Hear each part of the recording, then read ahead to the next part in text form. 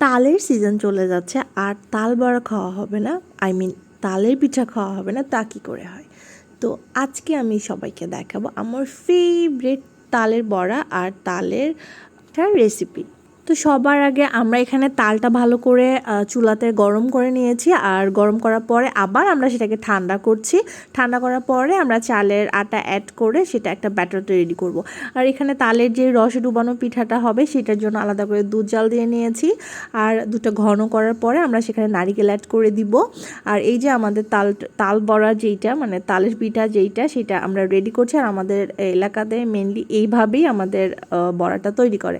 আর আমাদের বড়া শেষ হওয়ার পরে আমরা তালের যে রসে ডুবানো পিঠাটা করব, ওইটার জন্য ওইটার ব্যাটার রেডি করছি। ওইটা সেম প্রসেসে মানে বানানো হয়, শুধুমাত্র একটু ছোটো ছোটো শেপে ফ্রাই করা হয়, এইটাই ডিফারেন্ট, তাছাড়া কিছু না। তো এই যে ব্যাটার করার পরের অবস্থা, ব্যাটার করার পরে আমরা ডুবো তেলে এইটা ছোটো ছোটো করে ভেজে নিব। এই যে আমি ছোটো ছোটো পুচু পুচু করে ভেজে নিচ্ছি। আর যদিও এইটা একটু ছোটো ছোটো শেপ করতে হয়, কারণ এইটা যখন আমরা দুধে অ্যাড করব তখন এইটা ফুলে একটু বড় শেপ হয়ে যাবে। আমি একটু বড় বড়ই করে ভেজে নিয়েছিলাম। আর এই তো আমরা ডিপ কালার করার পরে সেটা তুলে নিচ্ছি। আর আমরা একবারে যখন অনেকগুলো হয়ে যাবে তখন আমরা সেটা অ্যাড করে দিব। কারণ হচ্ছে আগে পিঠা করে দিলে দেখা যাচ্ছে অনেকটা একটু বেশি সফট হবে, অনেকটা একটু ড্রাই হয়ে থাকবে, সেই জন্য মেইনলি এই পিঠাটা সাধারণত আগের দিন রাতে করে পরের দিন খাওয়া হয়।